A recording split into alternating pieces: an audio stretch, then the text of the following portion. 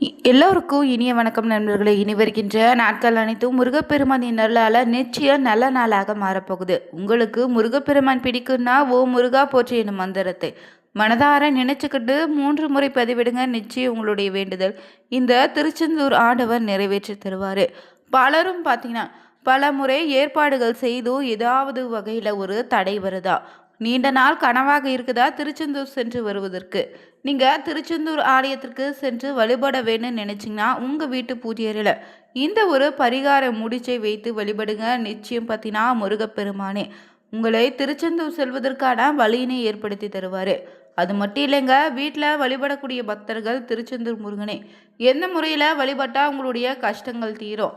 அது மட்டும் இல்லைங்க, சிலர் பார்த்தீங்கன்னா திருச்செந்தூர் கோவிலுக்கு சென்று வந்து கூட எந்தவித மாற்றமும் ஏற்படலை. தலைவிதியே மாற்றி தரக்கூடிய திருச்செந்தூர் முருகப்பெருமானே எந்த முறையில் சென்று வழிபடலான்னு தெரிஞ்சுக்க வீடியோவை கடைசி வரைக்கும் ஸ்கிப் பண்ணாமல் பாருங்கள். மேலும் நீங்கள் புதியவராக இருந்தீங்கன்னா மறக்காமல் சேனலை சப்ஸ்கிரைப் பண்ணிவிட்டு கூடவே இருக்க பெல் பட்டனை கிளிக் பண்ணிக்கோங்க. தனிப்பட்ட முறையில் உங்கள் ஜாதக ரீதியாக ஏற்படக்கூடிய பிரச்சனைக்கு சரியான ஒரு பரிகாரத்திற்கும் வீடியோவில் டிஸ்கிரிப்ஷன் கீழே ஜோதிடர் நம்பர் கொடுத்துருக்கோம். வாங்க வீடியோக்குள்ளே போகலாம். நம்ம வாழ்க்கையில் பார்த்தீங்கன்னா முருகப்பெருமானை வழிபடக்கூடிய பக்தர்கள் நிறைய பேர் இருப்பீங்க. முருகன்னா பழனி ஆண்டவனை போல திருச்செந்தூர் முருகனை வழிபடக்கூடிய பக்தர்கள் நிறைய பேர் இருக்கீங்க.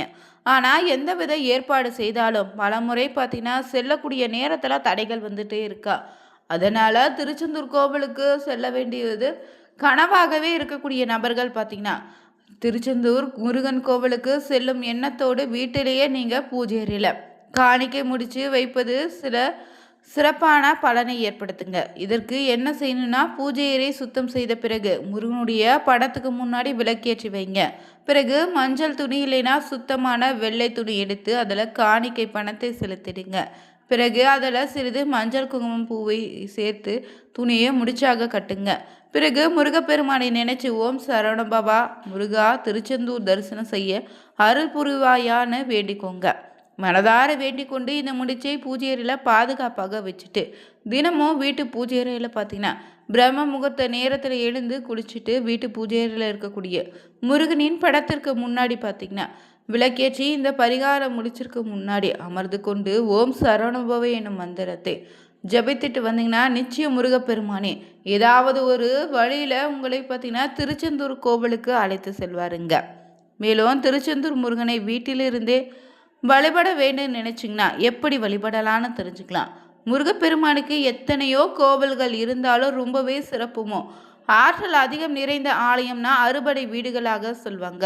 இந்த அறுபடை வீடுகளிலும் அதிகமான பக்தர்கள் பார்த்திங்கன்னா தினமும் சென்று தரிசிக்கக்கூடிய தலம்தான் அதிசயங்களும் பகல நிகழ்த்தும் அற்புத தலந்தாங்க இந்த திருச்செந்தூர் பழனி திருத்தலம். அசுரங்களை வதம் செய்து தேவர்களை காத்த திருச்செந்தூர் முருகனை குலதெய்வமாக அதிக பேர் வழிபடுவீங்க. திருச்செந்தூர் முருகனே வணங்கினால எப்படிப்பட்ட கஷ்டமாக இருந்தாலும் நிச்சயம் தீருங்க. அவரை எந்த முறையில் வீட்டில் இருந்தபடியே எப்படி வழிபட்டா முருகனின் அருளால் கஷ்டங்கள் அனைத்தும் தீருன்னு தான் இந்த வீடியோவில் பார்த்துட்ருக்கோம். பொதுவாகவே ஒவ்வொருவருடைய வாழ்க்கையில் ஏதாவது ஒரு வகையில் பார்த்தீங்கன்னா மனக்குறை கவலை கஷ்டம் இருக்க தான் செய்யுது. சில தன்னை சுற்றி இருக்கக்கூடிய பிரச்சனை எப்படி வந்ததுன்னு இது எப்படி தீர்க்க போகிறேன்னு வழி தெரியாமல் நின்றுட்டு இருப்பீங்க. தனக்கு பிரச்சனை, குடும்பத்தில் பிரச்சனை, குழந்தைகளுக்கு பிரச்சனை, நிம்மதி இல்லாத நிலை, சரியான வேலை இல்லைன்னு பார்க்கும் வேலையில் பார்த்தீங்கன்னா உரிய அங்கீகாரம் கிடைக்கலன்னு உழைத்தாலும் முன்னேற்றம் இல்லைன்னு நினைச்சாலும் எடுக்கின்ற காரியங்களை ஏதாவது ஒரு தடை சிக்கல் எதை தொட்டாலும் தோல்வியில் முடியுதுன்னு புலம்பி தவிப்போங்க. திருச்செந்தூர் முருகன் வழிபாடு நிச்சயம் உங்களுக்கு எப்படிப்பட்ட கஷ்டத்தையும் விளக்கிடுங்க. திருச்செந்தூருடைய முருகனுடைய பெருமானின் படம் இருக்கா, வீட்டில் அதை எடுத்து வச்சுட்டுங்க. அந்த படத்தை சுத்தம் செய்து சந்தன குங்குமம் வைத்து எடுத்து வைங்க. பிறகு 6 வெள்ளை தாமரை பூக்களை எடுத்து வச்சுட்டு அந்த பூக்களாலே உங்களுடைய கைகளால் ஊசி நூலால் மாலை போல கோர்த்து கட்டிடுங்க. இதே செவ்வாய்க்கிழமை தோறும் முருகப்பெருமான் படத்துக்கு முன்னாடி விளக்கேற்றி வச்சு போடுங்க.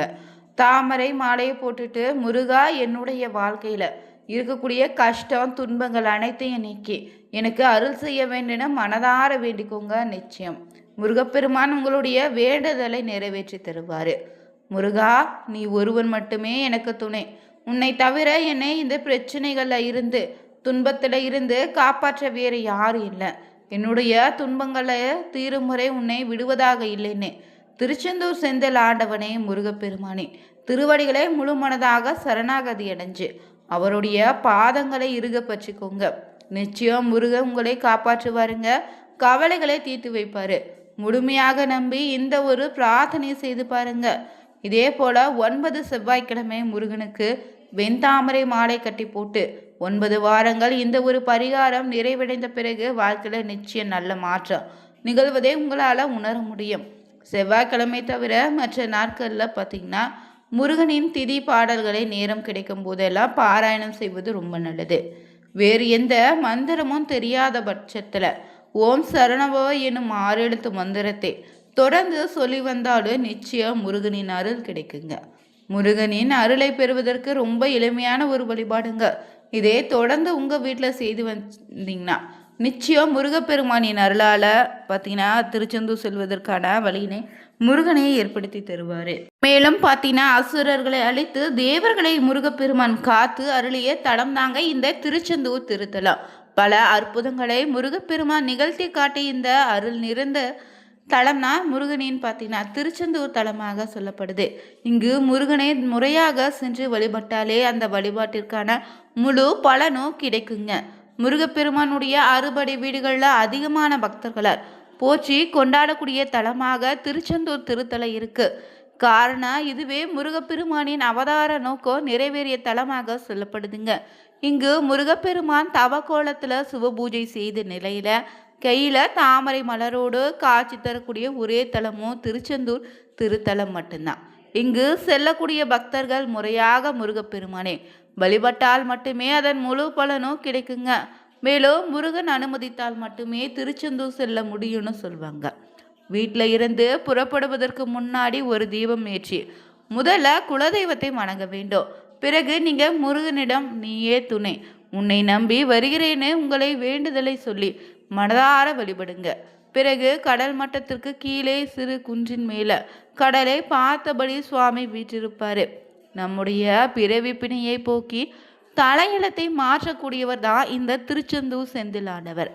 படைத்தல் காத்தல் அழித்தல்னு மும்மூர்த்திகளின் வடிவட தொழில்களை செய்பவராக திருச்செந்தூர் மட்டுமே முருகன் அருள் பாலிக்கிறாரு. முதல்ல நீங்கள் இங்கு சென்றால் கடலை குளித்து தான் நாளைக்கு கிணற்றில் நீராட வேண்டும். நாளைக்கு கிணற்றில் நீராடிய பிறகு எங்கவும் குளிக்கக்கூடாதுங்க. மேலும் உடைகளை மாற்றிக்கொண்டு முருகப்பெருமான் வேளாள உருவாக்கிய கிணறு தாங்க நாளை கிணறு. இதே கந்த புஷ்கரிணின்னு சொல்லுவாங்க. மேலும் உடைகளை மாற்றிக்கொண்டு கோவிலுக்குள்ள செல்லுங்க. முதல்ல துண்டுகை விநாயகருக்கு தலையை சுற்றி ஒரு சிதறு தேங்காய் உடைத்து வழிபடுங்க. இங்கு வைக்கக்கூடிய வேண்டுதல் முருகனை சென்றடையும்னு சொல்லுவாங்க. நாளை கிணறு அருகே திருச்செந்தூர் கோவிலை புனரமைத்த மௌன சுவாமி, காசி சுவாமி, ஆறுமுக சுவாமிகளை வழிபட வேண்டும். பிறகு கோவிலுக்குள்ள சென்று மூலவராக இருக்கக்கூடிய சுப்பிரமணியரையும் கிழக்கு நோக்கியும் சண்முகர் தெற்கு நோக்கி இருப்பார், அவர்களை வழிபட வேண்டுங்க. பிறகு முருகனிடம் நாமத்தை சொல்லிவிட்டு மனதார உச்சரித்து வழிபடுங்க. பிறகு முருகனை கண்ணார பார்த்து வணங்கி வழிபடுங்க. இங்கு கொடுக்கக்கூடிய பன்னீர் இலை விபூதி பிரசாதத்தை வாங்கி சாப்பிட்டா நிச்சயம் உங்களுக்கு இருக்கக்கூடிய பலவித நோய்கள் செய்வினை தோஷங்கள் நிச்சயம் நீங்கும். பிறகு முருகனின் சன்னதிக்கு பின்புற இருக்கக்கூடிய முருகன் கைகளால் பிரதிஷ்டை செய்த பஞ்சலிங்கங்களை வழிபட வேண்டுங்க. பிறகு குரு சன்னதிக்கு சென்று கண்டிப்பாக வழிபட வேண்டும். முடிந்தால் 2 நெய் தீபம் ஏற்றி மஞ்சள் வஸ்திரம் சாற்றி அர்ச்சனை செய்து வழிபடுங்க. இதனால் தொழிலில் ஏற்படக்கூடிய பிரச்சனைகள் சரியாகிடும், வருமானமும் பெருகிடும். ஜாதகத்தில் குருவால் ஏற்படக்கூடிய பிரச்சனை அனைத்தும் சரியாகிடுங்க. பிறகுதான் கோவிலில் உட்பிரகாரத்தில் இருக்கக்கூடிய வள்ளி, தெய்வானை, சண்டிகேஸ்வரர், நடராஜர், சனி பகவான், பைரவரை வழிபட வேண்டும்.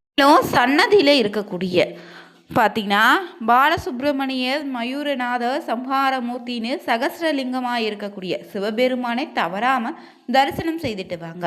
பிறகு பெருமாள் சன்னதி, அங்கு மலையை குடைந்து வீற்றிருக்கக்கூடிய பள்ளி கொண்ட பெருமாளை வழிபட வேண்டுங்க. வீட்டிலிருந்தே நீங்கள் புறப்படும் போது பார்த்தீங்கன்னா 1 ரூபாய் நாணயத்தையோ வெள்ளை துணியில் மஞ்சள் தடவி எடுத்துட்டு வாங்க.